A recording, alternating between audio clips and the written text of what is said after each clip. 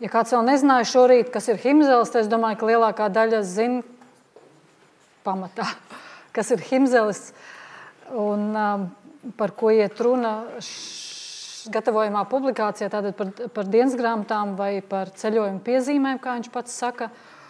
Un arī jau tika pieminēts, ka šajās piezīmēs 3 grāmatās, enciklopēdiska rakstura grāmatās ir aprakstīti 5 gadi, viņa 5 ceļojuma gadi pa Eiropu. Un šis ceļojums jāuzskata par tipisku 18. gadsimtam kā studiju ceļojums, jo, ja kāds varēja to atļauties, protams, tas bija ļoti liels, ļoti teiksim tā, bagātināšanās, zināšanās, ja bija iespējams ceļot šajā laikā.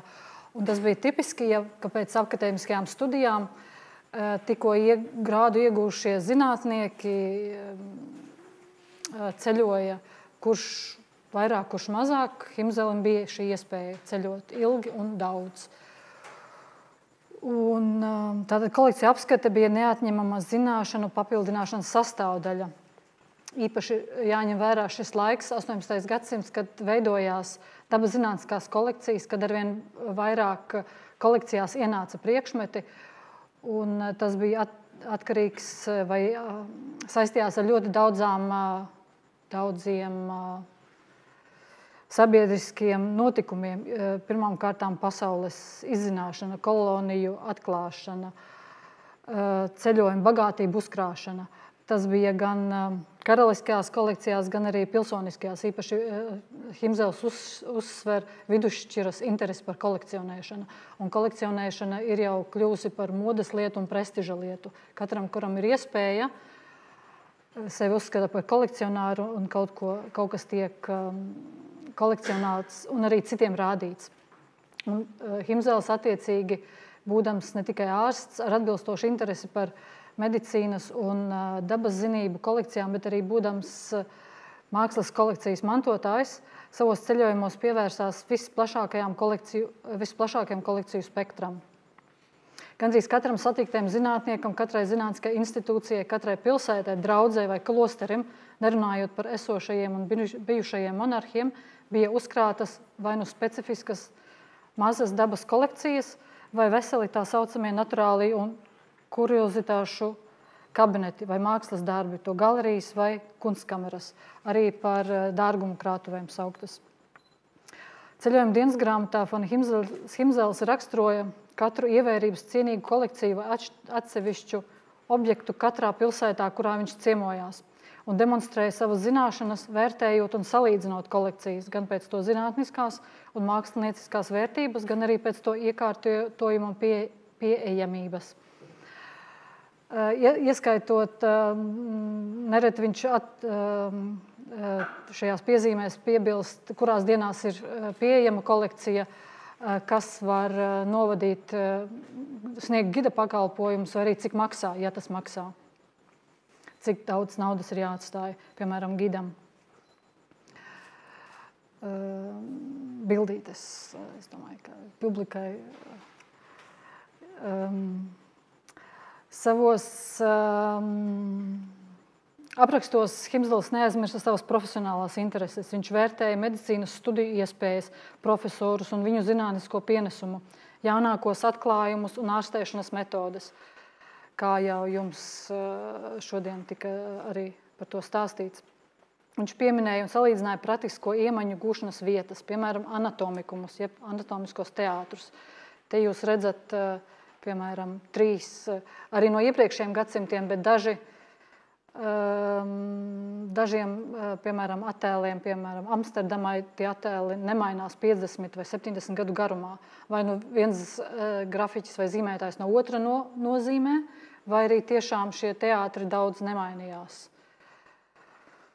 tajā laikā. Jo Leidenes ir, piemēram, pieminēts biežāk arī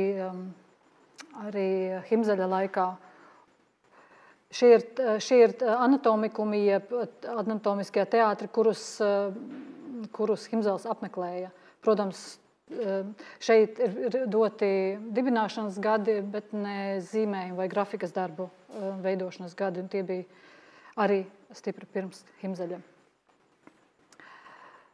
Tātad nereti īpaši Eiropas lielākajos zinātnes centros anatomikumi bija ne tikai studiju vieta, anatomijas izzināšanai un demonstrācijām un uzkrātajiem preparātiem, bet arī tie tika papildināti, jeb izgraznoti ar medicīnas vēstures relikvijām, piemiņas lietām, zinātnieku statujām vai krūšu tēliem. Piemēram, par Leideni Himzals raksta, pieminēšu vai atgādināšu, ka visi citāti, ko es citēšu, ko Himzals ir teicis vai rakstījis, tas ir, protams, Edgara Ceskas tulkojums jau no iztulkotā manuskripta un gatavojumā. Tātad Leidenē anatomija, jeb anatomiskais teātris, ir neliela celtne, un tajā glabājas daudzi preparāti, no kuriem daži ir ļoti vērtīgi. Tur var apskatīt arī dažādu dzīvnieku skeletus, starp tiem arī valzivs. Vai tieši šeit var valzivu redzēt, vai vali. Tajā brīdī viņš saka valzivs, droši vien, ka nezināja, ka tās nav zivis. Citi skeleti tajā brīdī Leidenē gadsimtu iepriekš redzami. Par anatomikumiem. Tajā laikā izšķir divu tipu anatomikumus. Varbūt tā kā mēs esam anatomijas teātrī, atvainojos, muzejā, tad nedaudz vairāk vai arī pāris slaidos pievērsīšos anatomikumiem. Tātad divu tipu anatomikumi bija zināmi vai populāri, teiksim tā. Boloņas tipa un Padujas tipa anatomiskie teātri. Boloņas bija atvērtāks vai plašāks. Tas arī veidojies vēsturiski, kā šī telpa ir, vai arī no telpu arhitektūras. Un šo te mēs redzam ir ļoti bagātīgi izgraznots ar mākslas darbiem. Bet tas viss ir par tēmu. Medicīna, medicīnas vēsture. Par Boloņu Himzals raksta. Dažādās auditorijās jaunatnē tiek sniegta vajadzīgā izglītība augstajās zinātnēs. Gan apakšstāva, gan augšstāva galerijās interesanti var iepazīties un īsināt laiku ar labiem un pārdomu vērtiem uzrakstiem, kas cildina mācīto boloņiešu nopelnus, kas atnesuši slavu savai dzimtajai pilsētē. Un seko 7 lapas latīņu teksts, kurš mūsu speciālistam latīņu valodas pratējam, viņš jau komentēja par latīņu valodu. Jums tika arī demonstrēta, piemēram, kapaplāksnes, viņš arī baznīcās daudz ko, vai arī apglabājumu vietās ir pārrakstījis latīņu tekstus. Es pieņēmu, ka viņš daudz ko arī pārrakstīja no grāmatām, jau publicētajām lietām. Tas varbūt pieņēmums ir, bet es domāju, ka tā kā viņš arī kolekciju aprakstos dažreiz var just, ka viņš ir enciklopēdiski kādu citējis. Tas neizslēdz, ka viņš šīs kolekcijas ir redzējis, bet viņam bija pietiekami daudz laika arī strādāt bibliotēkās vai arī ievākt šādu informāciju un pēc tam Rīgā pārstrādāt, varbūt manuskriptu vai papildināt.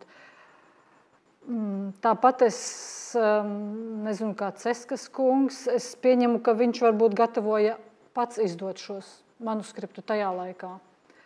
Ļoti iespējams. Diemžēl jauns nomira. Tātad, atgriežoties pie Boloņas anatomiskā teātra un citāta latīņu valodā pēc 7 lapām, anatomikuma demonstrāciju zāle kopš kāda laika uzlabota un atjaunota. Virs katedras abās pusēs atrodas 2 koka statujas, kurās attēlota mioloģija.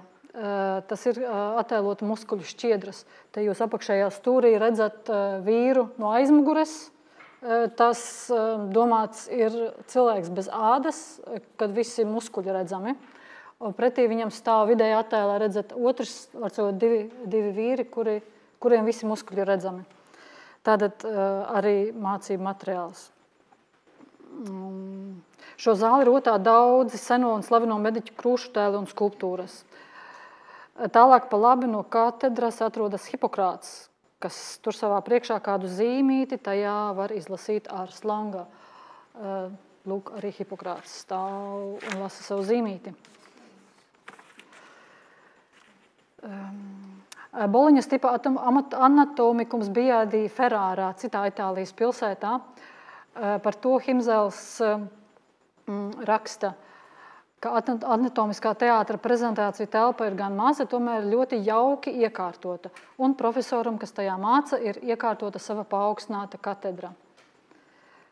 Te jūs, piemēram, redzat arī Boloņas universitātes mūsdienu muzejā izstādītas medicīnas studiju objektus, kuri nāk arī no 18. gadsimta. Un tāda telpas Boloņas universitātei atļāva blakus telpās ierīkot gan biblioteku, gan muzeju, gan šos te preparātus no sākuma varbūt tikai savākt, bet pēc tam jau izstādīt un ierīkot muzeju attiecīgi. Jā. Padujas universitātes vai anatomiskais teātris. Šeit par Paduju Himzels raksta, Padujas universitāte ir veca celtne, kur var apskatīt dažādas anatomijas un auditorijas un anatomijas teātri, kas ir ļoti šaurs un tumšs. Un demonstrējumi tajā jāveic pie mākslīgā apgaismojuma. Tur atrodami ļoti daudzi pateicības uzraksti, tāpat kā Boloņas akadēmijā viņš piebilst, ar kuriem centušies saglabāt mācīto vīru piemiņu. Šajienas akadēmijā, kas kādreiz bija tik slavena un kupli apmeklēta, ir piedzīvojusi krasu lejupslīdi, un studējošo skaits tagad ir pavisam niecīgs. Tomēr, piemēram, ja viņš raksturo šo kā šauru un tumšu telpu, tad šīs te Padujas tipā anatomiskie teātri ir arī gaišāki, jeb labāk celti, un lielākā daļa, ko viņš apmeklē, gan Leidenes, Berlīnas un Amsterdamas, ko es iepriekš rādīju, gan arī citi Kopenhāgenas un Upsalas universitātes anatomikumi, bija tieši Padujas tipa. Un līdz ar medicīnas un dabas vēstures attēlojumiem varam nonākt pie naturāliju kabinetiem, jeb dabas vēstures kalendāriem. Te atkal ir gravīra no 17. gadsimta un kāda nozīmīga vīra, jeb kolekcionāra Ūles Vorma kolekcija un arī sarakstītā grāmata. Viņš ir ne tikai aprakstījis savu kolekciju, bet arī izvirzījis, jeb arī sistematizējis, jeb tā pamācība ir, kā ir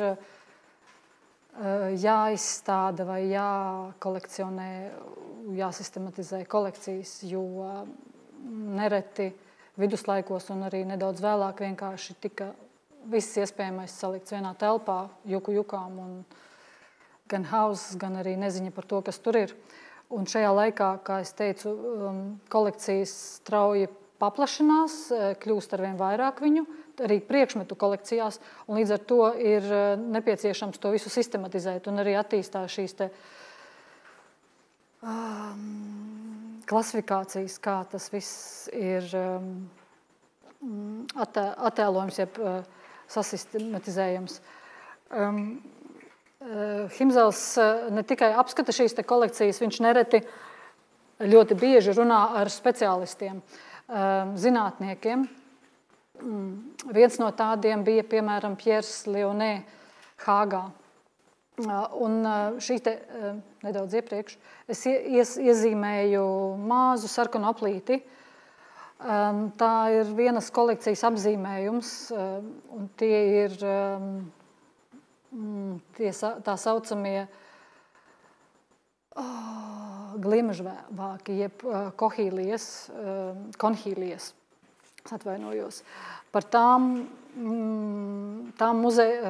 Himzels interesējās īpaši, protams, medicīnas vēstures tēmas viņam bija ļoti svarīgas, bet, kas attiecas uz dabas vēstures kolekcijām, viņu ļoti interesēja šajos naturāliju kabinetos konhīlijas, jeb gliemežvāku kolekcijas, arī pārakmeņojumi un minerāli. To viņš, ja kādam ir kas īpašs, viņš to īpaši uzsver. Un ļoti īpaši izrādās ir Pierre Lionnet kolekcija Hāgā, kura tiek uzskatīta tajā laikā par labāko Eiropā konhīliju, jeb gliemežvāku kolekciju. Un, piemēram, par to, kā tiek nedaudz apstājoties vēl pirms es eju tālāk, Himzels ļoti labi pārzināja šo teiksim tā, muzeogrāfijas literatūru, ja aprakstošo literatūru un klasifikācijas, un viņš ļoti augstu vērtēja Karla Linneja sistēmu. Un ja ir kāda augstākais novērtējums kādai kolekcijai, tad viņš saka, ka šī ir sakārtota pēc Karla Linneja sistēmas. Un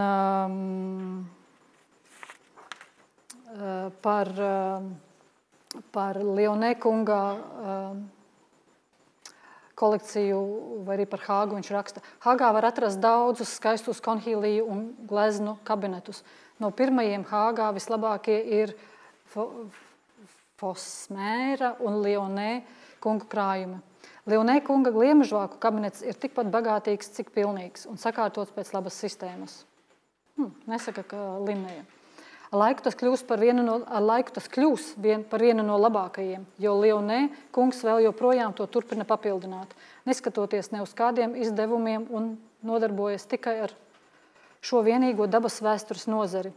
Lielākajai daļai naturālistu piemīt kāda kopēja kļūda, ka tie veido kolekcijas visās šīs plašās un skaistās, tomēr arī darbietilpīgās zinātnes daļās un strādā pie to paplašināšanas un pavairošanas. Zināms, katrs atsevišķais kolekcionārs katrā daļā spēj piesaistīt vairāk cienītāju vienīgi tad, ja viņš neaprobežojas vienīgi un tikai ar vākšanu, bet vēlas iegūt noteiktākas ziņas par savākto. Lai tādā veidā šo nesalīdzināmo nozari, kas čaklam strādniekam sniedz arvien lielāku pievilcīgumu, arvien veicinot uz tik slavējamo pūļu turpināšanu, padarītu vajadzīgāku un auglīgāku. Lionnet kunga lielais un skaistais konhīliju krājums, no kuriem lielākos un skaistākos tā eksemplārus no Ostindijas atvedis šejienes kompānijas direktors, aizņem 80 kastes.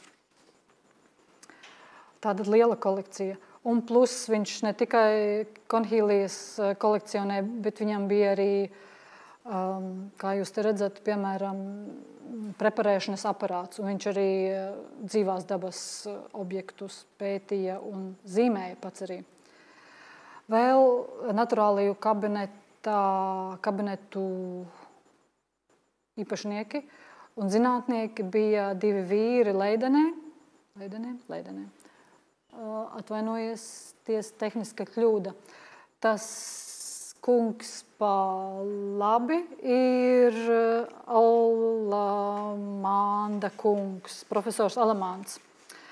Bet par pirmo viņš raksta. Apskatas vērts ir profesora Mušenbrēka dažādu fizikas instrumentu krājums, jo tam līdzīgu pilnīguma ziņā reti iespējams atrast. Šis lielais un izcilais dabas zinātnieks, kurš ar neparastu čaklumu cēlis tik lielā gaismā dabas zinātne un ar saviem elektriskajiem eksperimentiem ieguvis jaunu slavu, modina katrā, kurš viņu pazīst, pret sevi jo lielāku godbijību, arī tāpēc, ka viņš nicina lepnību, kas piemīt gandrīz visiem zinātniekiem. Un, piemēram, te ir mazs komentārs par to, ka no teksta nevienmēr var saprast, vai viņš ir ar konkrēto kolekcijas īpašnieku tiešām ticies, vai tikai šo kolekciju redzējis, vai arī dzirdējis par šo kolekciju un piemin, ka tā ir apskates vērta. Ja viņš ieiet tālāk detaļās, var saprast, ka viņš ir pats to redzējis, bet, piemēram, par Mušenbrēku nevar saprast, vai viņš viņu pats ir saticis vai nē. Iespējams, tur kāds ir palīgs bijis, vai viņu ievedis, vai arī bijusi universitātes telpās pieejama šī kolekcija.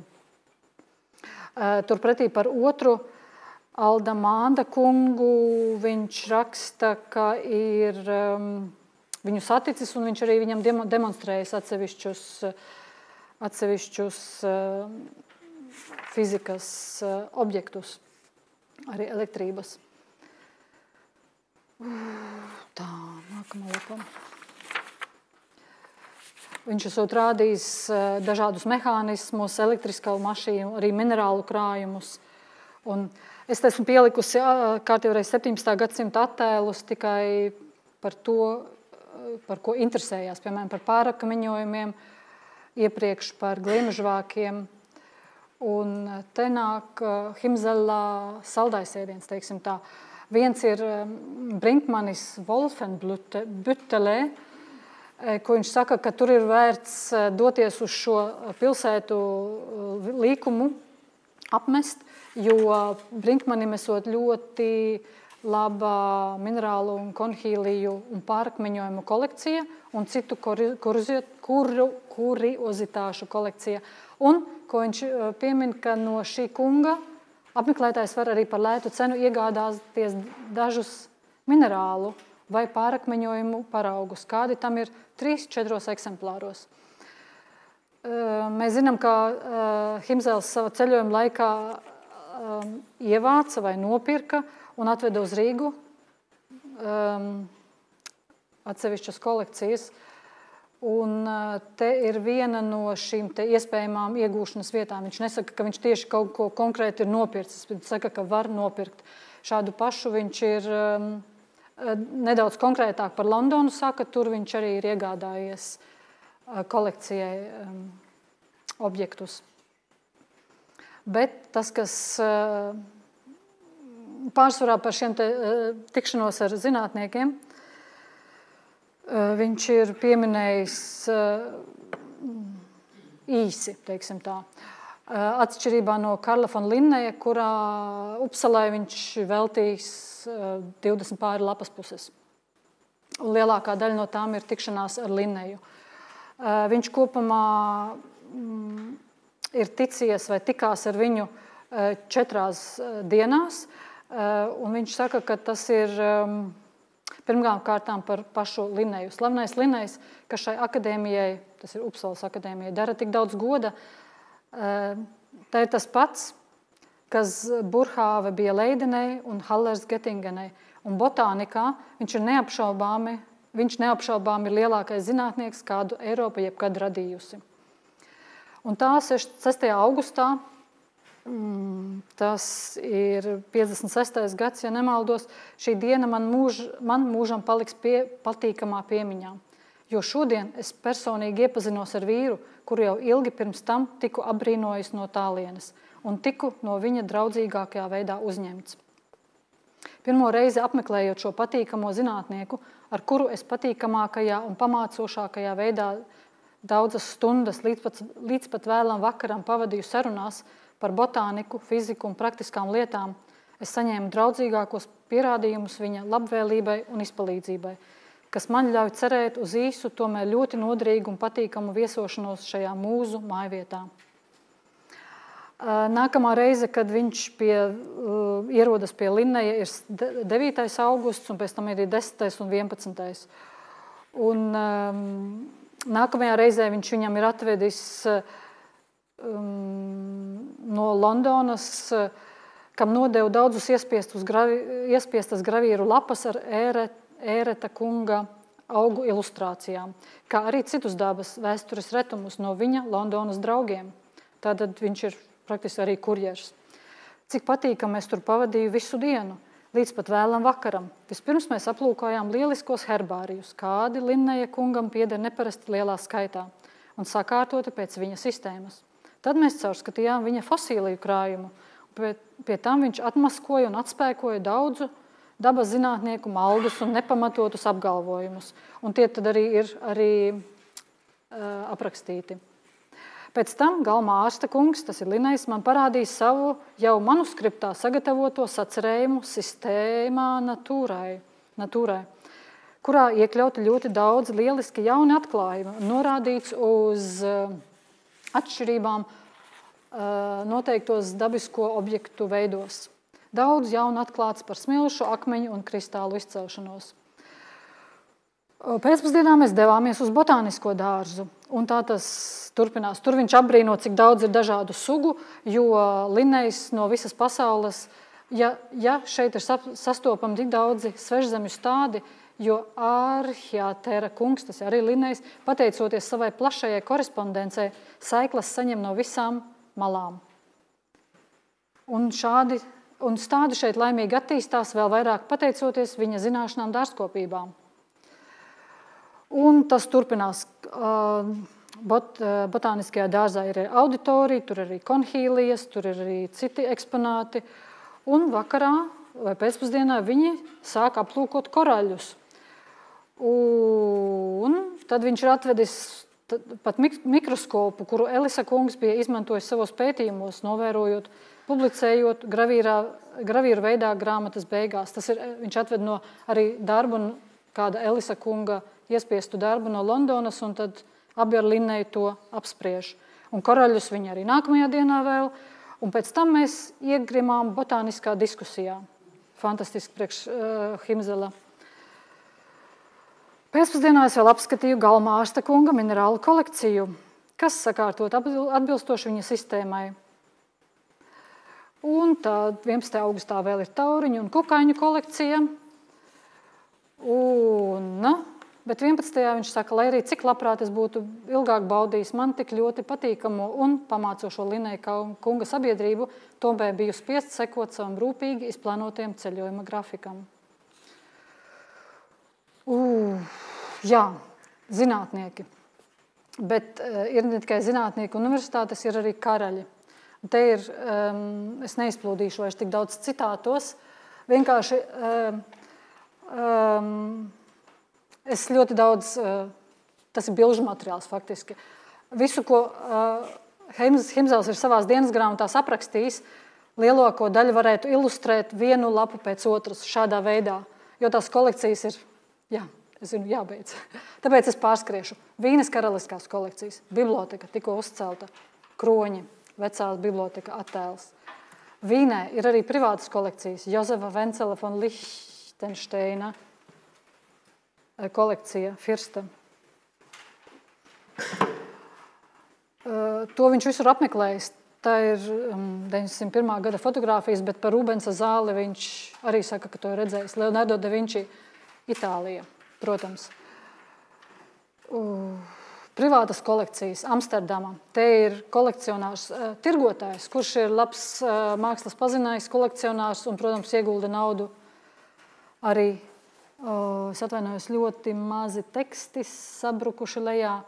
Gereta Brāmkampa kungs, kuram ir, kā te var redzēt, Rembrandta, jūras vai ezera aina un pulkstenis, kuru viņš speciāli apraksta ar Hendeļa mūziku tajā brīdī. Viņš arī velta šim pulkstenim lielāku rindkopu par cenu, cik tas maksājis, kā meistars 6 gadus viņu ir gatavojis, un par 15,000 nesot spējis pārdot.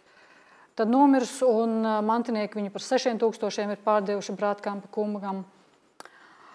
Tieši par šo pulksteni ir zināms, ka viņš 2016. gadā tika nopirkts, kāds pulksteņu muzejs viņu nopirka izsolē no privātas kolekcijas, un viņš maksāja 350,000 eiro cenas. Bet viņš ir kā vērtīga. Viņš ir arī aprakstījis. Ne katru priekšmetu viņš detaļās apraksta šo, viņš apraksta detaļās.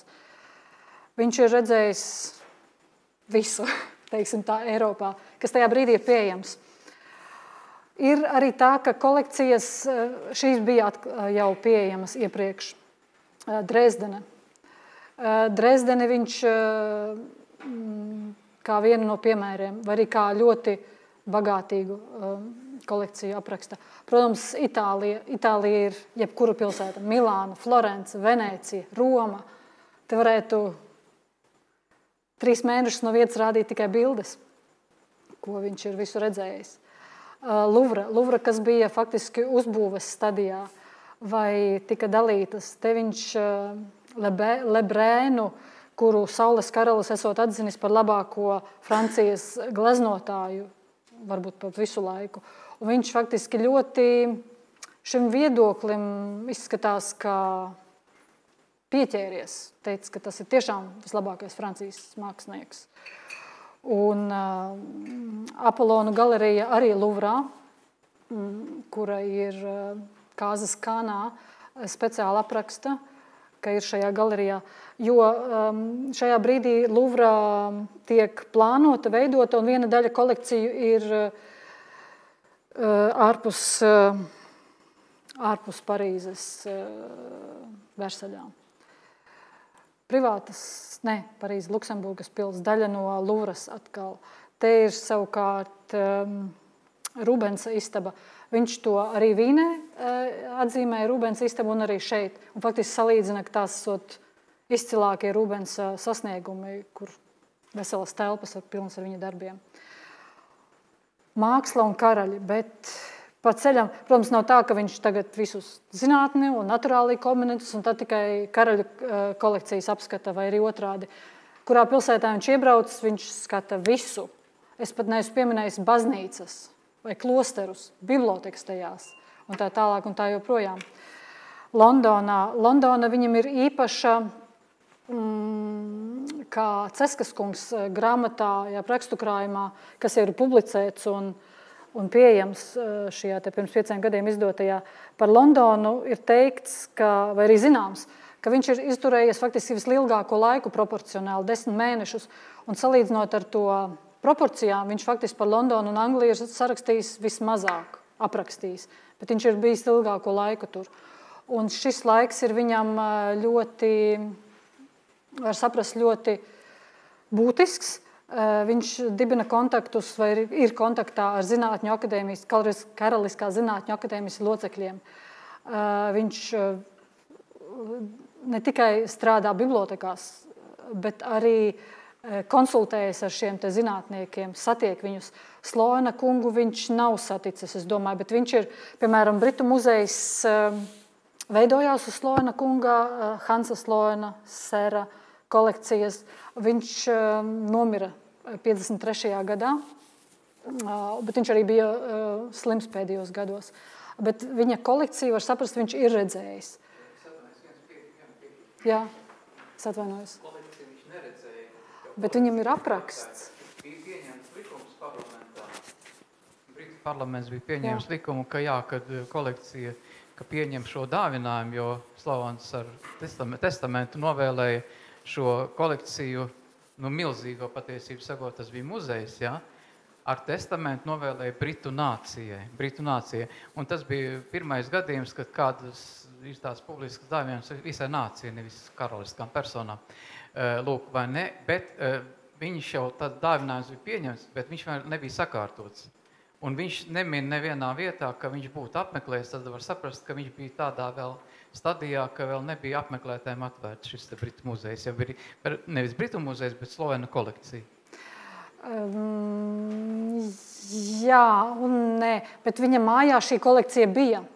Viņš bija pārcēlies uz, kad viņš vairs nestrādāja aktīvi, pēc savas, teiksim tā, nodarbes aktīvas, viņš jau bija slims, viņš savu kolekciju pārcēlās un dzīvoja mājā, kurā viņš bija tā kolekcija, viņš paņēma līdz faktiski. Un var saprast, ka viņš arī Zinātņu akadēmijas loceklis, un šie locekļi vai biedri apmainījās, vai arī gāja viens pie otra ciemos. Faktiski, ja Himzels bija šajās aprindās, un viņš bija šajos klubos un aprindās, viņš varēja tur tikt iekšā. Tādā, bet viņš arī apraksta šo kolekciju. Nē, viņš teorētiski atvainojas. Man liekas, ka viņš tomēr neapraksta visu, tā detalizēt, es domāju. Viņš piemin, ka tāda ir.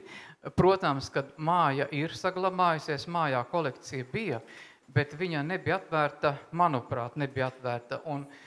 Un jo bija atvērta tāda ļoti ierobežotā cilvēkiem, tas ir arī diskutējumi, tur vēl jāpēt ir.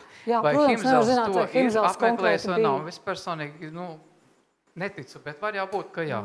Paldies. Jā. Tas papildinātu faktiski to teoriju, ka viņš izmantoja literatūru vai citu atstāstus runājot par kolekcijām. Jā, Da Kostas kungu viņš gan satika un runāja arī par viņu vēl, piemēram, iznākošo grāmatu. Viņi ir diskutējuši. Jā, par Sloana kungu vēl Taimiņas kundzei ir komentārs. Es tagad meklējot informāciju, jo pēdējos gados ir par šo te verdzību un gan par sieviešu tēmām, gan par verdzības tēmām. Un viņa biste ir kādā no bibliotekām noņemta par šiem viņa izteikumiem un veidu, kā viņš ir vācis šīs kolekcijas. Viņu kritizē šodien Anglijas vai Britu sabiedrība, teiksim tā. Nu jā, jo tādām lietām pieiet kritiski. Kolonijām atdod arī kolekcijas atpakaļ. Tā kā noņemt vienu bisti, tas tikai... Un, jā, Oksfordā un Kembridžā viņš arī viesojas, apraksta studiju dzīvi, apraksta telpas, apraksta kolekcijas, bibliotekas nosaukums, bet nekas. Vienā Oksforda un Kembridža viņš arī salīdzina abas divas mācību, teiksim tā, abas pilsētas, vai arī šos mācību iestāžu sakopojumu vienā un otrā. Viņš, protams, stāvā sajūsmā gan par Anglijas politiku, sabiedrību, par zinātnisko dzīvi un arī par studiju sistēmu vai kā tiek apmācīti. Vēl no šī laika zinātnieks savā privātajā kolekcijā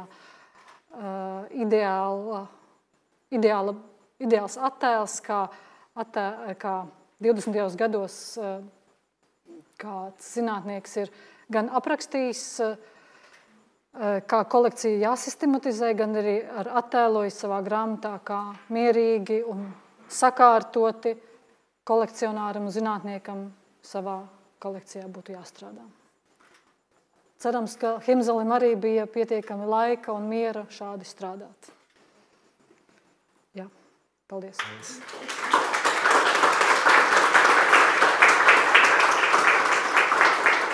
Tas vai nebija tas latīņu citāts, ka dots prātam spēja strādāt ar tēmu, kas interesē. Rasa, man ir tāds jautājums.